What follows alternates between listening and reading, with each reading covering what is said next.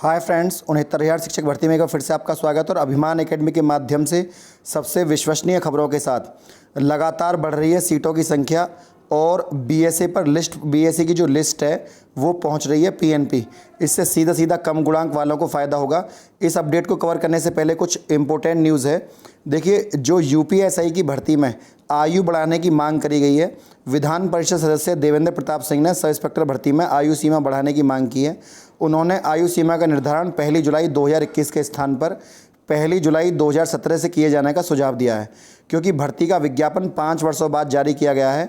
Uttar Pradesh police प्रोन्नति एवं प्रोन्नति बोर्ड अध्यक्ष को लिखे गए पत्र में उन्होंने कहा कि भर्ती विज्ञापन में आयु सीमा 21 से 28 की गई है और ये आयु सीमा की गणना जुलाई 2021 से की जा रही है। ठीक है ना। एक न्यूज़ और थी, वो आपको पता लग गई होगी।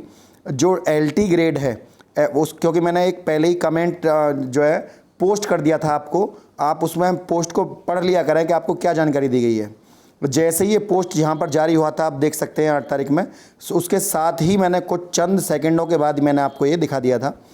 उत्तर प्रदेश माध्यमिक शिक्षा सेवा चयन बोर्ड प्रयागराज द्वारा प्रदेश में सहायता प्राप्त अशासकीय माध्यमिक विद्यालयों में प्रशिक्षित स्नातक और प्रवक्ता के विषयवार अनारक्षित और आरक्षित श्रेणीवार वर्गवार बालक और बालिका रिक्त पदों के सापेक्ष चयन हेतु विज्ञापन चयन बोर्ड की वेबसाइट पर दिनांक 15 अप्रैल 2000 को जारी किया गया था, 15 मार्च को जारी किया गया था।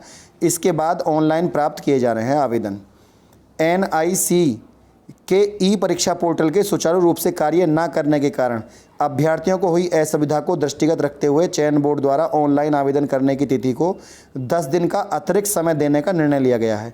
अब ऑनलाइन आवेदन हेतु पंजीकरण करने, शुल्क जमा करने और ऑनलाइन सबमिट करने की अंतिम तिथि 21 अप्रैल है ना। 21 अप्रैल और 23 अप्रैल और 25 अप्रैल निर्धारित की गई है। मतलब आप पंजीकरण कर सकते हैं 21 अप्रैल तक, शुल्क जमा कर सकते हैं 23 अप्रैल तक और आप ऑनलाइन सबमिट कर सकते हैं 25 अप्रैल तक।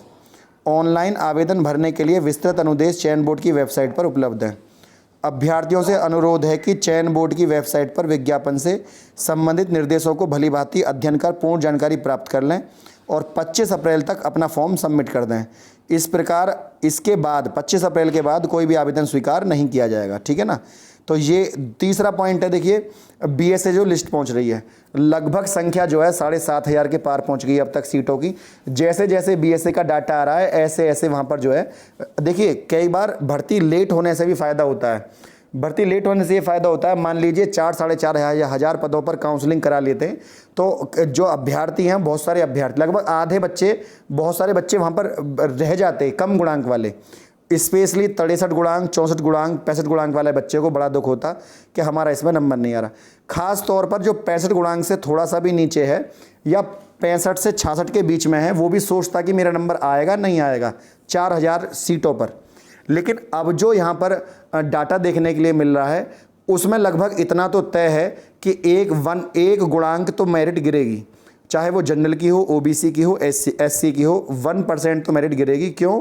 क्योंकि ये डाटा जो है लगातार बढ़ने पर है। अभी मुश्किल से आप 22 जिलों का डाटा पहुंचा है अभी वहाँ पर पीएनपी में। 22 जिलों का डाटा पहुंचने के बाद अभी 75 जिले हैं। इनको 10 अप्रैल तक का टाइम दिया गया था, लेकिन बीएसए अपना डाटा ही नहीं दे रहे वहाँ पर।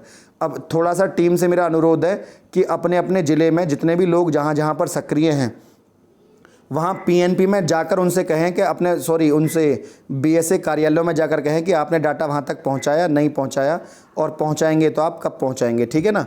तो ये आप जरा एक बार जांच लें कि वो सही आंकड़ा वहाँ पर दे भी रहे हैं। कभी पता पड़ी पुराना डाटा उन्होंने भेज दिया और 4,500 पदों पर ही काउंसलिंग हो गई।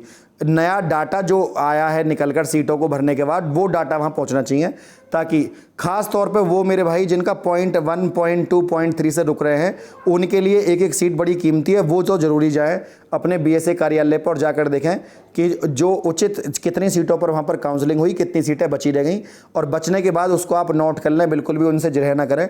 नोट करने के बाद जब सूची आए कि इस ज़िले में इतनी सीटें हैं, तब आप अपने पीएनपी कार्यालय, वहाँ बीएसए कार्यालय के अधिकारी से कह सकते हैं आपने हमें इतनी सीटें शेष बचाई थी, आपने डाटा ऐसा ऐसे क्यों भेजा है। ठीक है ना। वहाँ के संबंधित अखबार में भी छपाई जा सकती है। मतलब अपने अधिकारों के प्रति जागरूक होना बहुत ज़रूरी है। ठीक है। कुछ लोग बड़े नकारात्मक सोच के हैं, ऐसे लोगों से आप दूर रहिएगा। क्योंकि नकारात्मक सोच के आदमी ये भी कह सकते हैं कि जो करेगी सरकार करेगी, हमें कुछ नहीं करना है, हो सकता है कोई और गोली दे दें।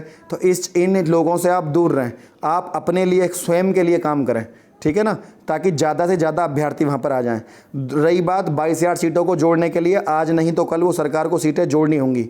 सरकार उनको लेट कर रही है क्योंकि काउंसलिंग होगी, काउंसलिंग के बाद इलेक्शन पास में आएंगे, जब इलेक्शन आएंगे सरकार तब जोड़ेगी।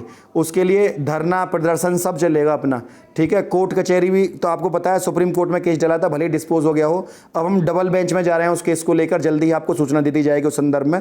लेकिन ऐसा नहीं है कि हमने किसी चीज़ को लेकर हार मान ली है, सही मौके पर सही काम किया जाएगा टीम के द्वारा। बिल्कुल निश्चिंत रहें और थोड़ा धैर्य बनाकर रखें, सबसे बड़ी बात है।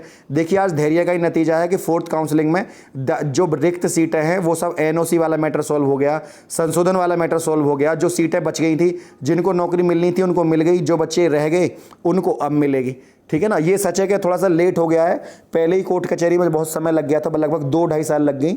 लेकिन अब जो है जो काम चल रहा है वो चुनाव के दृष्टिगत भी सारे काम चल रहे हैं। बहुत अच्छी बात है कि डाटा मंगाया जा रहा है, उधर चुनाव हो जाएंगे, इधर डाटा आ जाएगा, सारा बीएसए कार्यालयों का डाटा पहुंच जाएगा पीएनपी, है ना। और चुनाव प्रक्रिया में ये भी नहीं होगा जी हम तो इसलिए काम नहीं किया। मान लीजिए सरकार ये कहती है हम तो चुनाव बाद काउंसलिंग कराएंगे, तो कोई आदमी क्या कर लेता बताइए। ये तो चुनाव ही है, लेकिन फिर भी बीएसए जो है डाटा भेज रहे हैं अपना, ये बहुत बड़ी बात है। हर चीज़ में पॉजिटिविटी देखा करें जरूर आप, है ना। डिमोबलाइज ना हो बिल्कुल भी किसी की वीडियो या किसी की बात को सुनकर। अपने लक्ष्य के प्रति जो है पूरी तरीके से आप अग्रसित रहिए, आज नहीं तो कल जो है सफलता जरूर मिलेगी। फ्रेंड यदि वीडियो आपको अच्छी लगी तो वीडियो को लाइक शेयर और चैनल को सब्सक्राइब करना ना भूलें। आज के लिए इतना ही। जय हिंद, जय भारत।